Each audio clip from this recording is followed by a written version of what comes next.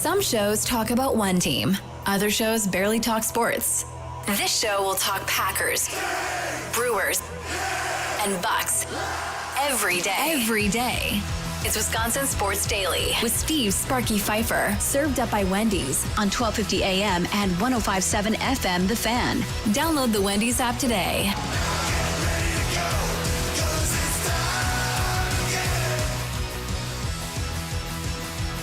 Here we go. It is Thursday. Is that where we are? Thursday? Thursday. Man, this day for me has been a whirlwind, nonstop going. I barely just figured out a way to get lunch ate in about 8 minutes. So we are off to the races. Yes, we are here on a Thursday. Hopefully your day's as busy as mine because that means the day flew by for you as well. Now things slow down a little bit.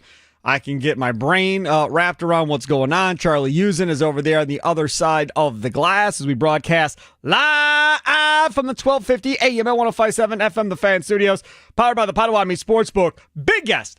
Big guest. Huge guest. Hall of Fame guest.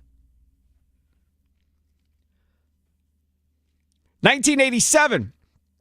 The Milwaukee Brewers won 13 games to start that season. 13 in a row to start that season.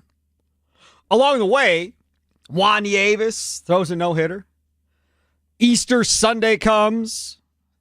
Deere and Swaim home runs. Now that team would go on to lose 12 games in the month of May. You would have the Paul Molitor 39-game hitting streak as well that year. I mean, that was Team Streak is what we nicknamed them. But a pivotal man in all that was 1987, before and after, the Hall of Famer Robin Yount joins the show today at 2:40. Robin Yount on Wisconsin Sports Daily, served up by Wendy's here on The Fan, 2:40 today, so definitely want to stay tuned for that. Tim Dillard, FanDuel Sports Network, Wisconsin Brewers analyst, follows Robin Yount. He'll join us at 3 o'clock. Apparently, he's hanging out at Broken Bat Brewery. I'm assuming you've been. I have not been. I've heard. You have not been? I've heard of it. It's one on my bucket list. Yeah. I feel like a lot of people that I know go there, but I am not a beer connoisseur, so for me, it doesn't make as much sense. But very popular place. So we'll talk with Tim Dillard coming up at 3 o'clock. Jonathan Smith of the 1430 The Ticket in Indianapolis, host of the Real Jonathan Smith Show, also produces for Dan Dockich down there. He will join us coming up at 4:20 as we look at Packers and Colts coming up this weekend, and they're also scrimmaging and starting to scrimmage here as we are talking. So we'll get you an update on that during our Green and Gold update at 4 o'clock, brought to you by the Potawatomi Sportsbook. So those are kind of the highlights of what's going on today's show. And, of course, we'll have topics put in between all of that as well. I want to start off with something first, and I give credit to my guy, Drew Wagner, Forbes Sports, Brewers writer, because this is his topic. I said I'll give you credit. Because Drew Wagner was venting to me about people on social media and kind of missing really what is going on and not knowing everything, I guess. I guess the best way to phrase it. The question is simple. Do the Brewers deserve a pass like the Bucks get for not advancing in the playoffs for the last 7 years? Right? The last time they advanced was the NLCS in 2018. That was the last time. Right now, as we sit here today, they are the 1 seed. The 1 seed. Now, I know. Sparky. Man, they won 12 in a row. I'm going to get free burgers. Right? And we're going to be all set. And that is fine. You are going to get your free burger. And George Webb announced today when that is going to be. And I will tell you, I give them credit. I do. Because they announced it to be next Wednesday, right? So some of you may or may not forget by that point, but I'm sure the news stations, everybody will be all over reminding you of when it is. Did you see the time that they picked?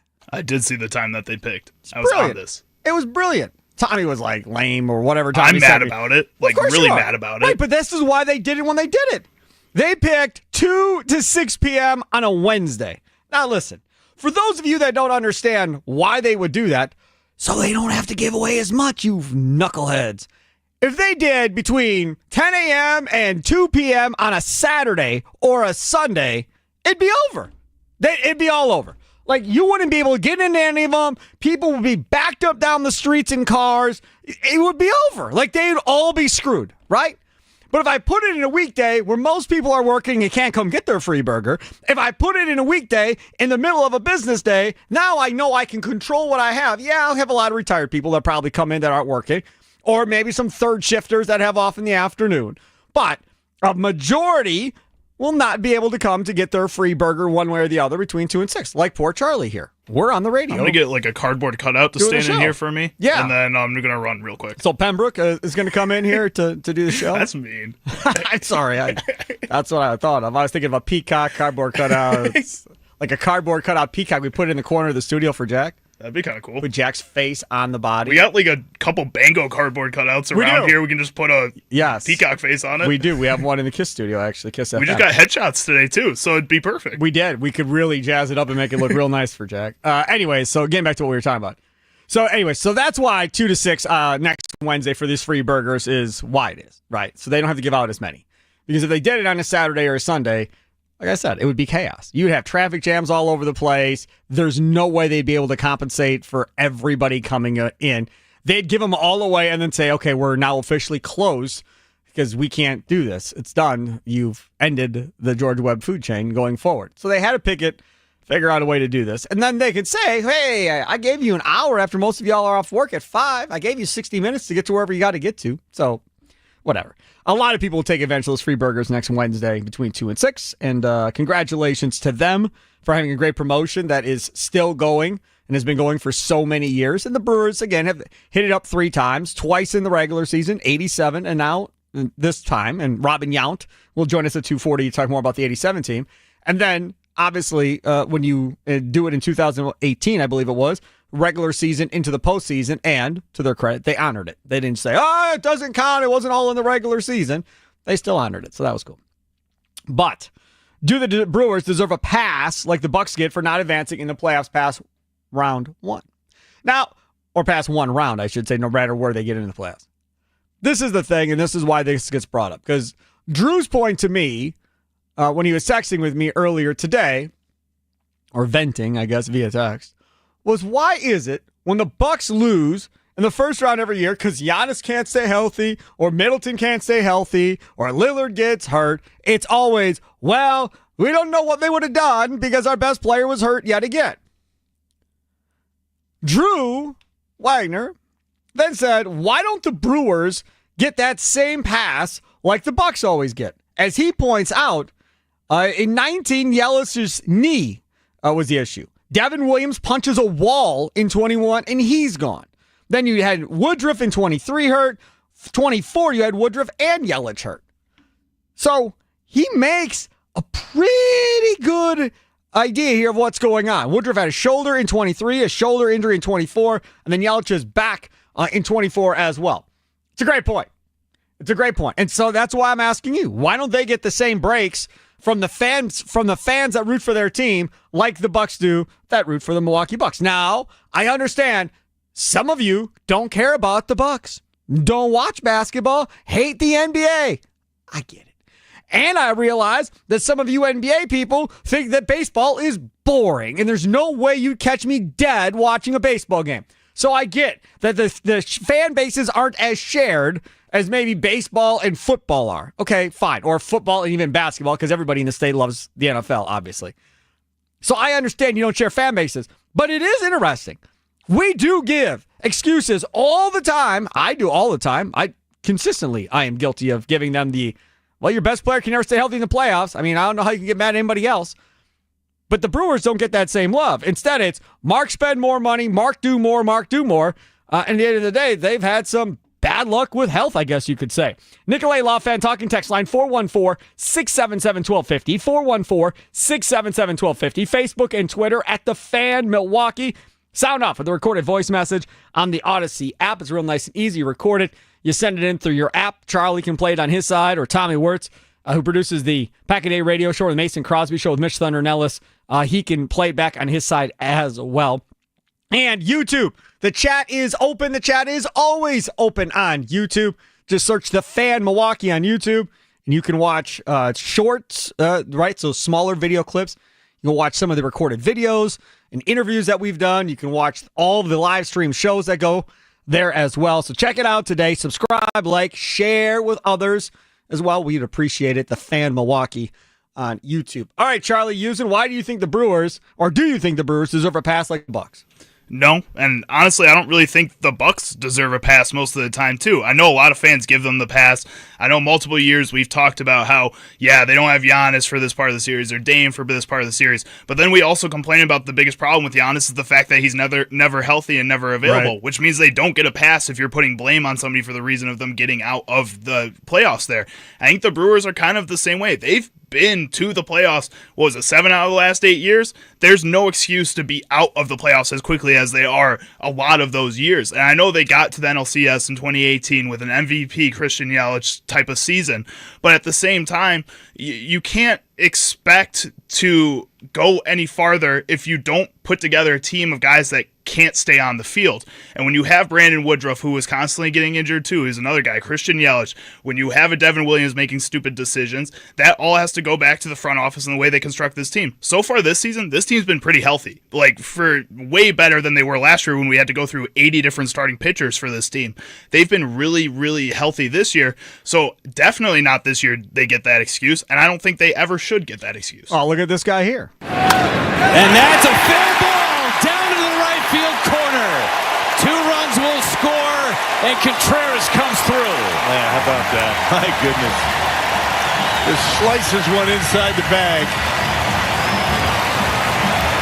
That's why he didn't try and sell the hit by pitch. I like courtesy of FanDuel Sports Network. You know, a guy like Contreras playing with a fractured finger and doing it now for a couple of months. Not going on the IL, not missing a month to let it recover, playing with it, Charlie. And if you get to the playoffs, injuries like that, sometimes you got to suck it up and just play when you get to the postseason. Well, and that's exactly what he's done for the past 2 years. That's what Pat Murphy has talked about. And if all of a sudden it becomes an issue in the playoffs, then that can't be an excuse if it hasn't been an issue for the past 2 regular seasons. That's what it comes down to. Well, and you've seen, Contreras, just all of a sudden the power and everything you saw last year now coming on here the last 2 weeks. So maybe that finger's feeling better, whatever the case may be. The other part about this, too, I feel like in basketball, specifically with the Bucks, it always revolves around their best players getting hurt, right? The best player, Giannis, number 1 contributor. Second best player, Middleton, number 2 contributor. And then Lillard, you get for 2 years, and he's out both years in the playoffs. And again, number 2 best player, Damian Lillard, to that of Giannis.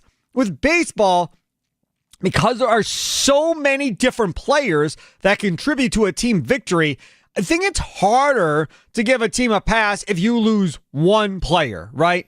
And even though Yelich may be your best hitter, or, Woodruff might be your second best pitcher, in this situation, or Devin Williams might be your setup guy, or Devin Williams might be your closer, or whatever. I don't think fans look at one guy and go, well, season's over. Let's go home. Now, I could be wrong. If I throw it to Charlie, Cubs fan over there, and I go, okay, Pete Crow Armstrong goes down at the end of September, not going to play in the postseason, he's done.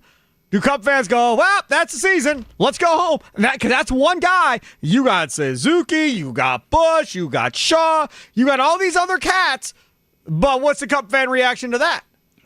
Next year, I guess. Cheer for next season. One Pete guy, Crow and you're out. You're like, it's over. Kind of. I mean, with that team... You got Tucker? Right now, what we're seeing is basically Pete Crow Armstrong being hurt. He's 3 for 37 in his last 37 at-bats, which is absolutely just atrocious. Yep. That's somebody you just can't play at all. That's basically what they're seeing, and that's the way Cubs fans are reacting. Like, the season's over. They're mad that the Brewers are once again winning and beating them over and over again. This is just how they react in that situation. I don't really know if that's a result of, if a player's not playing well or he's injured, more so than they're just frustrated with the overall standings of the league right now. And I think you look at past World Series champions, yes, I think one guy being hurt on that team, an important player. So if you look at last year's Los Angeles Dodgers, if Freddie Freeman was out longer than he was at the end of the season. What if Ohtani didn't play? If Ohtani didn't play, that might have been an issue. At the same time, the Nationals win it. What happens if Bryce Harper isn't playing? They probably don't win it. These are all teams that had to be completely healthy and more to be able to win the World Series. But You don't have those type of players on this Brewers No, team. you don't. And Pete Crow Armstrong is not that type of player Not in yet, Chicago. No. So from that aspect, if a guy goes down, it shouldn't be end-of-the-line stuff for the Milwaukee Brewers to begin with. Now, if I go back to past Brewers teams, right? If we go back to the Braun and Fielder era and I go, Braun's gone in the playoffs or Fielder's gone in the playoffs, then I think most people will be like, they're screwed. Like, that's going to be awfully tough to overcome because so much of the offense is based on those two guys driving the offense. This offense right here isn't really driven by two guys. It's driven by everybody that has a bat in their hand. It feels like whoever they put into that lineup is just going to get a hit that day, no matter what. When Brandon Lockridge was traded to this team and he was brought in to be kind of like just a stepping stone for a little bit while we wait for other players to get healthy, like Jackson Churio, you didn't really expect him to do much. But at the same time, every time he stepped up to the plate, it was like it was Sal Frelick batting or Bryce Terang batting or Jackson Churio batting. You still don't care because it just feels like everybody can do something and they do it. It's not just that you think they can, it's that they prove it to you also. You know, the other thing too about this when we talk about the Brewers getting a pass and so forth, I could be wrong, but I don't feel like when people get mad with the Brewers that they get mad with Matt Arnold. When people get mad with the Brewers, I don't even feel like they even get mad with David Stearns when that whole thing was going on. I think the people get mad at the Brewers. They get mad at the owner immediately. They hop over everybody else, and it's about what. Mark. To me, it's like the Bucks. Like when the Bucks had problems or whatever, people hopped over whoever the general manager was, and it was about Herb Cole. It's your fault. We're going to wear the brown paper bags and go up to Herb Cole in the stands and do all that. That's what it was. For the Milwaukee Bucks now, and when things go wrong, nobody goes to ownership. They point at John Horst and go, it's your fault. Fix it. And that is different than what we've seen with the Milwaukee Brewers for certain. And even going back to the ceilings, I think a lot of that was the same too. People get mad at what was going on. People will get mad at the ownership and not even talk about the general manager. Do you think that's more a result of just the Bucks owners being more open and being willing to fund the team a little bit more, or because they've won a championship now already? No, I think it's because they are paying a ton of money in luxury tax, and nobody can call them cheap. Right. Nobody can say they're not willing to spend money to win. Like, you've got nothing to go at them about of why you're mad. You can go at them being mad because they didn't fire John Horst. If you don't like John Horst, okay, I guess you can be mad that way. But from the other perspective, there's nothing you can be mad at those guys with. People were mad at Bud because he didn't spend money. People were mad at Mark because they don't feel like he spends enough money at this point. People were mad at Herb Cole for numerous reasons of meddling with the team, pulling off trades without telling the general manager. I mean, you name it. Herb was a part of that whole deal. But Herb also spent money. You know, he is paying George Karl more money than any coach in sports at that point. Spent a bunch of money to bring in Ernie Grunfeld to be the general manager with George. Spent a bunch of money to Tim Thomas and Glenn Robinson and all these guys to try and keep this together. So Cole never really went cheap. If there was a chance to go, he pushed money in and he tried to go with it. It just never seemingly worked out.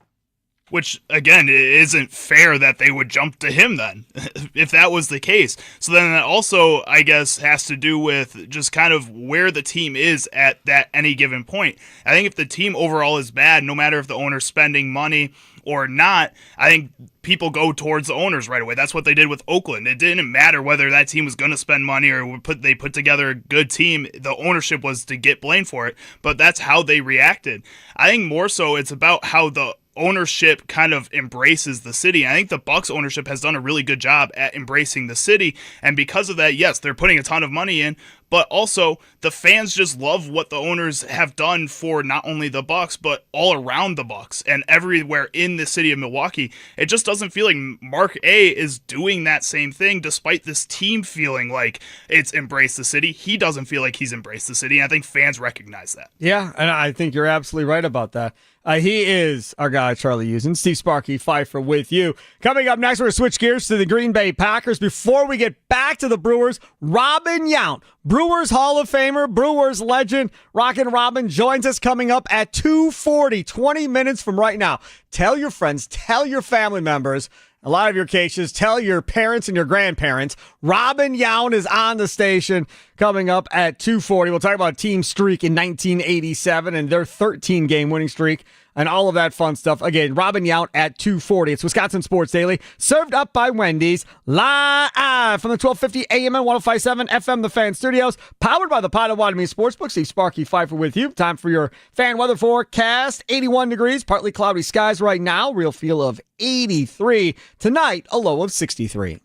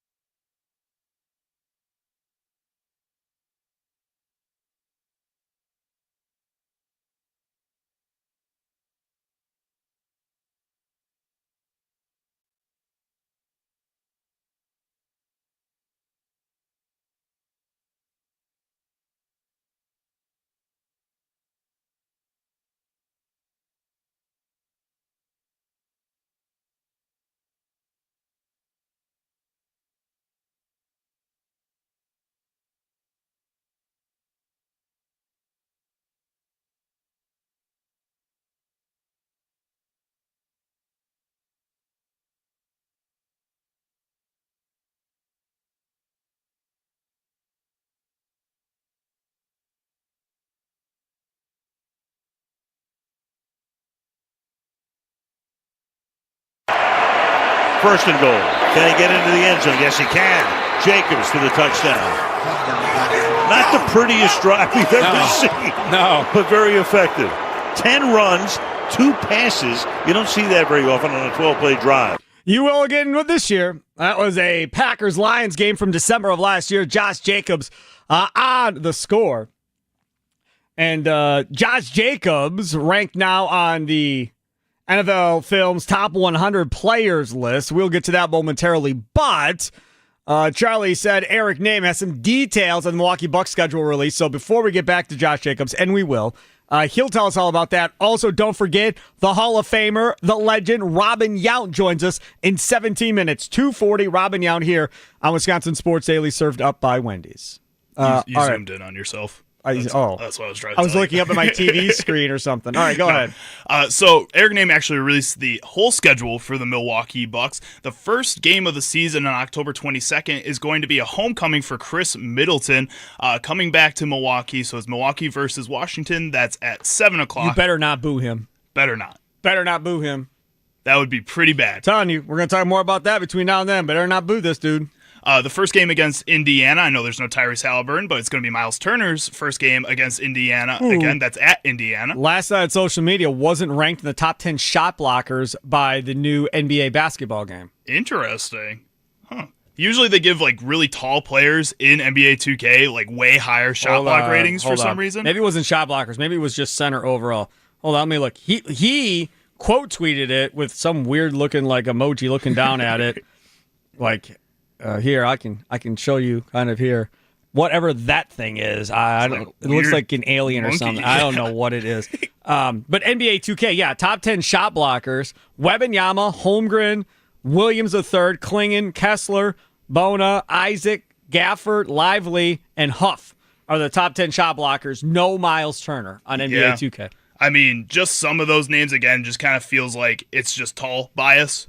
They give some players that are just taller that they don't have good ratings in anything else. They just boost their ratings up a little because, like, Donovan Clingan probably should be higher than, like, a 42 overall, but they need to boost something. He's a tall guy who can block a couple shots, make his shot block at 95 just to even out his overall rating. See? So you understand the video games. I wouldn't worry about it too much, Miles Turner. You'll probably get higher rated during the season because they update that like every other week. Their first Emirates NBA Cup play-in game will be against Chicago on November 7th. If we go down a little bit here, they play Charlotte on 11-14th in their second cup, and then Miami and New York back-to-back. Stupid cup. They were champions last year, Sparky. You don't want to run it back? All I care about is when is the first game and when is their first home game, and they don't play on Christmas. That's about all I care about.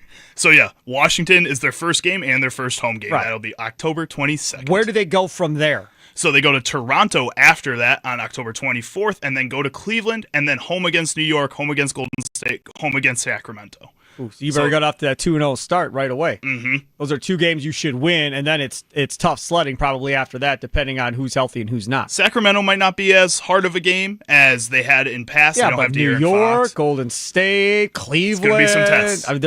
There's some good games right off the top for the Bucks. So there you go. There's your update on the Milwaukee Bucks. So NFL Films top 100 players, and our guy Josh Jacobs, he is ranked 33rd on the top 100 list. Now, the question is, what is his ceiling? Like, how high do we think he can even get on this list at this point?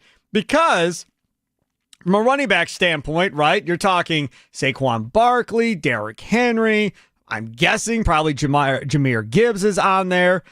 So there are some of these guys. Christian McCaffrey. Is Christian McCaffrey above him probably on this list? Maybe. That's going to be debatable just because he was injured a lot of last season. But again, this is all voted on by the players. So they haven't released anybody above Josh Jacobs yet. 33 is the highest number they released. They'll release 32 and 31 by the end of tonight. So who is after Josh Jacobs? Who are the first 2 or 3 running backs after Josh Jacobs? So if we scroll down a little bit here, it takes a while to get to the next running back on this list. Joe Mixon is the next running back at number 58 on this list. Ooh, that is a big divide. Bijan Robinson is number 62. We keep going down a little bit. Bijan after Joe Mixon? There's Christian McCaffrey, number 73. Wow. Like, I don't think I'd put Bijan after Joe Mixon, with all due respect to Joe Mixon. I think I'd have Bijan in front of him. And McCaffrey's been hurt, so that's probably why he gets penalized. But when McCaffrey is right, McCaffrey is still, top 5 running back probably in the National Football League. I think the reason a guy like Joe Mixon is getting so much love is because last year, that Houston Texans passing offense for a majority of that season was not good. The offensive line could not block for more than 2 seconds, and their wide receivers were hurt for the first half of the season. CJ Stroud looked a little bit disappointing. Joe Mixon was the same player last season as he was the year before. And I think that's where they gave him a lot of credit, is that even though the passing offense was so much worse from when he was playing with the Bengals, he was able to put up a similar type of production. I think people reward him for that. Yeah, I think you're probably right about that. I think that's probably a good analysis of why he is where he is. We talk about Josh Jacobs and reaching a ceiling. What do you think his ceiling is going to be? Nicolay Law Fan Talking text line 414-677-1250, 414-677-1250. Facebook and Twitter at The Fan Milwaukee. YouTube, right? Streaming live on YouTube, all of our local shows right now. Like us, subscribe to us, share with us. The Fan Milwaukee on YouTube. And again, Robin Yount joins us here in about 10 minutes. The Brewers Hall of Famer and legend. So stay tuned for the kid coming up at 2:40. Okay, so first things first. I don't think he's going to go up on this list. I think he's going to go the other way on this list if I'm right. And what I've said before, and I will say again, is I think he's going to have 50, 60, 70 less carries maybe than what he had last year. And I don't think it's going to be because they don't think he can do it. I don't think it's going to be because they're worried about him getting hurt. I don't think it's about any of that. I think it's more to do about making sure he is more fresh or fresh as possible, getting to the postseason, right? Keeping him in from that aspect, saving his legs a little bit to make sure they're ready to roll in January and February. I think the other part of this is they got to see what Marshawn Lloyd is all about here at some point. Now, can he stay healthy, which has been the biggest thing? But that's the other part about this, which is, hey, if I have Marshawn Lloyd in the backfield and if I have Josh Jacobs in the backfield, now all of a sudden Josh Jacobs can become a passing option and Marshawn Lloyd can be the running threat out of the backfield, right? That changes things up a little bit. Marshawn Lloyd has that burst, right, that can get going downfield. He's got the ability to make people miss in the open field, does Marshawn Lloyd, probably more than Josh Jacobs. Josh Jacobs isn't bad at it. I think Marshawn Lloyd might be better at it. But again, he's got to stay healthy. Just like the Packers are looking at Rasheed Walker, hoping Jordan Morgan wins that job. Great piece, by the way, by Ryan Wood today in the interview with Jordan Morgan that he had. But to me, the biggest thing for the Packers is, listen, you took this kid, Marshawn Lloyd. Is he going to be the replacement for Josh Jacobs as Josh Jacobs' contract continues to climb, after this year? I don't think when they signed Josh Jacobs, I don't think they planned on having Josh Jacobs here for 5 to 8 years. I think when they signed Josh Jacobs, they were planning on like a 2 or 3 year deal and then boot, scoot, and boogie in and letting somebody else carry the football on this team that's younger, because that is the Goody way when we talk about the Green Bay Packers. So this might be a ceiling. I don't know if he gets higher than 33 going forward, unless he goes to another team like a Baltimore where they run the heck out of the football and really give him that opportunity. Just in case you were wondering, his high ever on the NFL Top 100 list was number 12 in 2023. And he had just was the leading rusher in football that year. Yeah, he was insane that season before. There was really nobody else on his team doing anything. And then that year after, he was a little bit down from that Offensive Player of the Year type season. With Josh Jacobs, I would argue that when you drafted Marshawn Lloyd, you didn't draft him to all of a sudden be the successor of the future. You drafted him because maybe he could be, but also you had a Josh Jacobs. So you were kind of gambling that one of them was going to work out no matter what, which tells me you weren't too confident in either one of them. So far, Josh Jacobs has worked out really well, and Marshawn Lloyd has yet to touch the field. We can talk about how shifty he is, how much downfield threat he is. We have yet to see that at all since he's been a Green Bay Packer, which I know isn't his fault, but at the same time, you have to move on here if he isn't that for sure next guy up for you, which I don't think he is at this point. And Josh Jacobs right now is the guy who's here and the guy who is producing. And he produced last year on a ton of carries. Yeah, you can take down his carries a little bit, but if the wide receivers are going to continue to get hurt or continue to not catch balls, he's still going to have to be the focal point of that offense. And I think it's going to be him with a little bit of a mix of 3 other guys, including Marshawn Lloyd. Here's a sign to never skip breakfast again. Wendy's breakfast biscuits are just $1. Your choice of a buttermilk biscuit with grilled sausage or bacon with egg and melty cheese, or even the honey buddy with juicy chicken and maple honey butter. For just $1, you can't go wrong, unless you forget to add the delicious seasoned potatoes or the warm fluffy French toast sticks or even the ooey gooey cinnamon. Come on, start your day off the right way with Buck Biscuits at Wendy's, and don't look back. Limited time only. Talking about Josh Jacobs being ranked 33rd on NFL Films' top 100 players. What is his ceiling? Nicolay Law Fan Talking text line 414-677-1250. Facebook and Twitter at The Fan Milwaukee. The running backs are so reliant on their offensive line and what they have in front of them blocking. That will make or break a guy's year of how good he's going to be. Are there examples of guys that had bad offensive lines and were still amazing? Sure. Joe Mixon, we just talked about it. But the real one is Barry Sanders, right? I mean, if they always say if Barry Sanders would have had Emmitt Smith's offensive line, do you imagine how good he would have been if he had 4 or 5 Hall of Famers blocking for him like Emmitt Smith had? And how good would Emmitt Smith have been if he had to run behind the Detroit Lions offensive line? Would he even be a Hall of Famer? How many Pro Bowls would he even have got to if he had had the Lions offensive line that Barry had to run behind? So there are some examples of overcoming what you have. For the Packers, we talked about this yesterday, running out of shotgun or running out of center. Which one does our guy, Josh Jacobs, prefer? Running under center. Correct. Easy. Now, having said that, how much of that is going to play into how you're going to run your offense? Is it about your running back or is it about your quarterback? Because previously, this offense was based on what the quarterback wanted. The quarterback didn't want motion. Fine, we're not going to run motion. The quarterback wanted to play out of the shotgun all the time. Fine, we'll play out of the shotgun all the time. They bent over backwards to do what Rodgers wanted while he was here. Now you have a guy going into the third year as a starter. You paid him all this money. You would think we're at the point now where they start listening to what Jordan Love wants in this offense kind of going forward. Maybe, but Matt LaFleur has also had his best success with this team when he's controlled that offense. We saw that in the second half of the year last season, is that when they were able to control the pace of the game because of the play calling, because of what they were doing on offense, and were able to limit Jordan Love's damage when he was forced to create in some of these moments, it worked out best for them. Now, again, the problem with that is that when they got into situations where the other team was controlling the pace of the game and they needed Jordan Love to go out there and do something different, Matt LaFleur didn't really let go of those reins. So I think it has to be a little bit of both, but what we've seen the best success with is this kind of run-first play-action offense that's run by Matt LaFleur, not by Jordan Love. Coming up next, it is time to get to the Brewers legend, the Hall of Famer, the kid, Robin Yount. Of course, part of Team Streak in 1987 when they won 13 games, when they got the free George Webb hamburgers. All of that. We'll talk about that with Robin Yount straight ahead. Wisconsin Sports Daily, served up by Wendy's, live from the 1250 AM and 105.7 FM, The Fan Studios, powered by the Potawatomi Sportsbook. Sparky with you.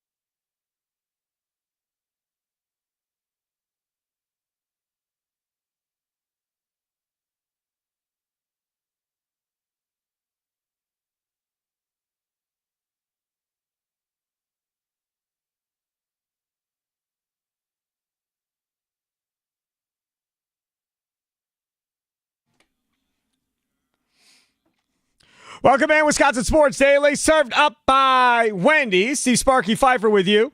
Charlie Usen, other side of the glass. If you're looking for somewhere to have your fantasy football draft, I got you. I know back in the day, we used to have our fantasy football drafts because we had 16 teams in our league. So we would rent out like conference rooms at hotels, big rooms in bars, that type of deal. Because sometimes you had guys that had partners on a team, so there'd be like 2 guys on a team. So we come rolling in 20 or so deep type deal. And then we had like little sticker pads in front of like the sticky notes in front of every team. We had a timekeeper with a stopwatch in front of you. You had so long to make a pick. You had to write it off on the sticky note, give it to the timekeeper, who had to give it to me, the commissioner, within a certain amount of time. If it wasn't in the timekeeper's hand by the time expired, and they would count down 10, 9, 8, whatever, then you forfeited your pick to the end of the draft. Out you go. See ya. And we move on to the next person. You could have trade exceptions. Or trade extensions. I think we had 2 trade extensions a draft where if you're working on with a trade with somebody, you could get an additional 2 to 3 minutes to try and finish a trade. And then you would have to go up to the poster board and write the name on the thing. So right now at the Potawatomi Sportsbook, you have your fantasy draft on the second level of the Potawatomi Sportsbook. Private elevator that only you guys can get up on, which is very cool. And you get a smorgasbord of food, 3 drinks. They give you a poster board, stickers, and they give you a podium to make your picks at while you're looking at the 2,000 square foot screen on the wall there with over 30 sporting events on. It is so cool. I don't know if they're doing this again after this year. Take advantage. Go to potawatomi.com/sportsbook. Pick your day and time. There's a fee that goes along with it. But I'm telling you, this is so cool. You will want to be a part of it, especially if you're in a league with a bunch of dudes that always do the fantasy draft the same way every year. This will be amazing. Go to potawatomi.com/sportsbook. Joining us now on the Fangas hotline, powered by Gruber Law, this dude, the guy that made the catch right here. Ripken on first with 2 outs in the ninth. The Brewers lead 7-0. Hit in the air. Yount makes a great catch, and Juan Nieves has thrown the first no-hitter in Milwaukee Brewer history. What else can happen to this team? Juan Nieves has no-hit the Baltimore Orioles on a great game-ending catch by Robin Yount. I will tell you, that highlight is amazing. Jim Paskey on the call. Joining us now, he is the Hall of Famer, Robin Yount. I think my favorite part of that highlight, Robin, isn't necessarily you making the catch, but Paskey's voice getting so high. I think that was the most impressive thing. Well, it definitely added excitement to it, didn't it? It did, yes, no doubt about it. Hey, thanks for coming on. I appreciate it. I mean, the Brewers finally get to 12 in a row here in the regular season. They had a chance at it before with 11 and couldn't finish. Now everybody gets the George Webb burgers. You were part of that team streak in 87, but you all did it to start the season. At what point, when this thing got going, maybe it was that game, the no-hitter, did you realize you all really kind of had something cool going to start the season? Well, obviously it gets more attention when you start the season that way, but unfortunately that year was you said it earlier, team streak. Yeah, we don't got to talk about May. Robin, no, we don't got to talk about May. We won't talk about May, Robin. Okay. Let's just stay in April. But yes. I'll trade you any day where the Brewers are at now compared to where we were at this same time, whatever year that was, 87, I guess. 87, right. Yeah, it is wild to think about how that whole thing went. And then, of course, that Juan Nieves no-hitter. I mean, Pachork made a great play earlier in that game as well. Swain made a great play in that game earlier as well. I mean, there was a lot of great defense that was played in that game that people forget about. People all remember that play by you, which was amazing, but there were a lot of other great plays in that game too. Well, I think if you look back at probably any no-hitter, perfect game, whatever, there's got to be a little bit of luck involved too. You're talking about the best offenses and that people can put together, and the odds of throwing no-hitters or perfect games are pretty slim, and there takes some luck along the way as far as usually there's going to be a few balls hit pretty hard that you hope go at somebody, and normally that's the case, and it certainly was in that game that Juan threw that day. And then, of course, you had the big Easter Sunday game with Rob Deere with his home run and then Dale Swaim with his home run. And I feel like in any streak like we're talking about here, you have those games where you get those big comebacks late in a game to pull a win out at the end.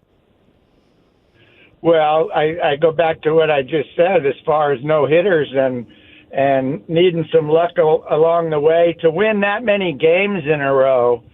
You know, luck has to be falling. No matter how good you are, it has to be falling your way in certain circumstances. No question. It's just, you know, it's not that easy to win that many games in a row, or it'd happen more often than it does. No doubt. Robin Yount, Brewers legend, Brewers Hall of Famer, joining us here. Wisconsin Sports Daily, served up by Wendy's on the Fan.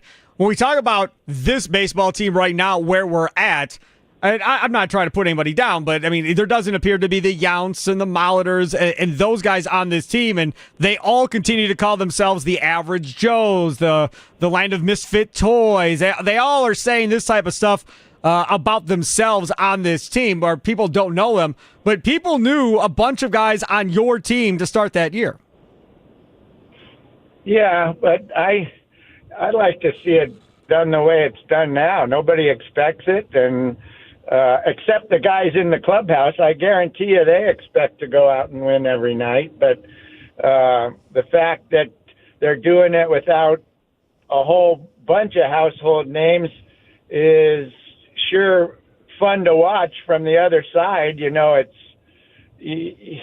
when you got the big market teams spending as much money as they do, and then watching us with the Brewers do what we've done for the last, I don't know, I'll just guess 10, 12, 15 years, the success we've had, it's, even though I'm not involved anymore, it still feels pretty dang good to go out and beat the teams that are, you know, have unlimited budgets.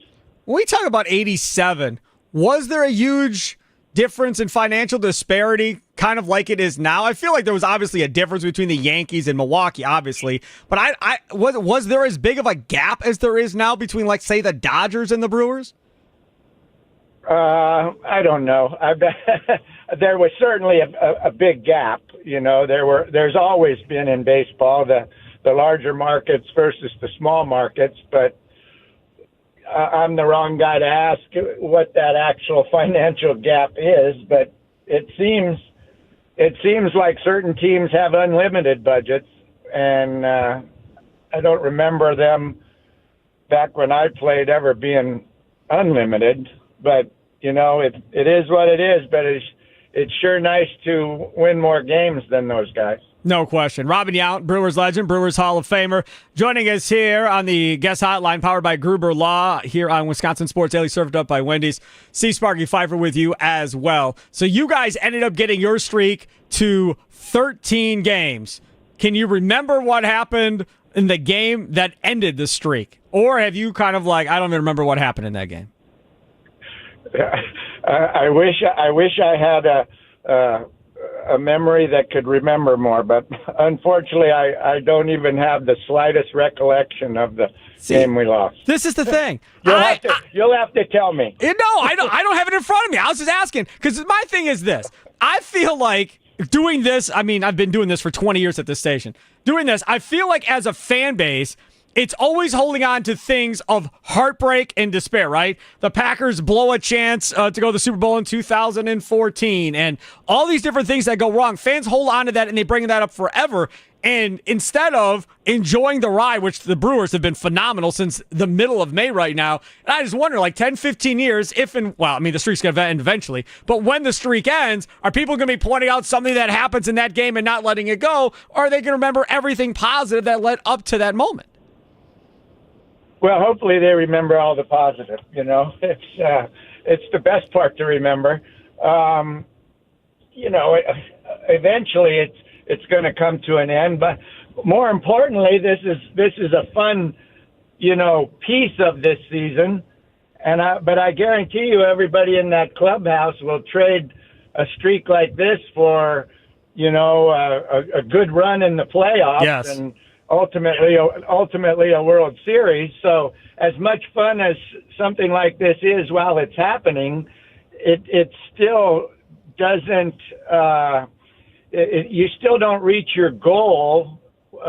Any professional athlete until you win the biggest prize, and in our sport, it happens to be the World Series. But it sure is fun while it's happening. It's great to talk about. But I still got to believe in that clubhouse. It's not the priority of the team. I got to bring this up because it was brought up by Brian Anderson on a broadcast. A couple of different things. One, it's the year that the Just a Bit Outside documentary comes out and blows up, and everybody's talking about it. It's all over the country. It's on streaming devices. Charlie and I, my producer, we went and saw it when it was in theaters here in Milwaukee when it first came out. Done a bunch of interviews promoting it. And so forth. So it's that year that this is all going on right now. And then the bad part about it, obviously, is it's also the passing of Bob Uecker earlier in the year, obviously close friends with you. And Brian Anderson, at the end of a comeback earlier in this streak, said, all I can say is it has to be Uecker magic. He's got to be looking down and trying to kind of help this team along here. And I loved the Uecker magic thing and making this thing roll where this team gets on a run and they finally win a World Series in the same year. It would be about as good as it could get. You know, we were all kind of hoping for it last year. Right. But, you know, I guarantee you he's up there watching every game. Somebody sent me, and maybe it made the rounds back there, but I saw on a text from a friend of mine a picture of Uke basically up there in the clouds looking over the stadium, and there were 4 of the players today. Don't remember, I'm sorry. I saw it. 4 it was, but, yep. But it was, I mean, it's choking me up trying to describe it, but it was quite a tribute, I guess, to Uke, and boy, it was powerful. The part about that whole thing with Uecker and this organization, obviously he was there forever, and you obviously became good friends with him, as did many other players. The part that just amazed me, now that, you know, I'm older, I'm 49, is his ability to relate to the younger baseball players, even though there was such an age gap, and how they would all rally upon him. I don't care if you want to go back to last year, the last 5 years, the last 10 years, doesn't matter who's in that clubhouse, they all gravitate towards him. Not only do they gravitate towards him, players in other clubhouses want to come out and meet him. Paul Skeens arranged a meeting last year, the Pirates rookie pitcher last year, to meet Bob Uecker. It was like something I don't think you've probably ever seen in a baseball clubhouse. I mean, you had Vince Scully and stuff like that, but I don't think it was ever the same relationship that Uecker had with his players on his teams over the years. But that is who Bob Uecker was. You said earlier I was close with him. Bob Uecker made everybody feel close to him. So it's just who he was, and you just can't replace the guy. It's just hard for me to talk about. Yeah, no, I totally get it. Yep, no, I totally get it. Robin, hey, man, thanks so much for coming on. The Cubs play on Monday against the Brewers, day-night doubleheader on Monday. I just want the streak to get to 15. Have a 15-game winning streak going into that series at Wrigley against the Cubs. That would be pretty sweet. It would be extremely sweet. But either way, one day at a time, and like I say, the ultimate goal would be for Uke to bring it home from above. And I can't let you go without talking about your new deal that you got with Usingers. Tell us about that. Oh, well, they asked if I would mind stepping in and taking over for Uke, and I said that's not possible.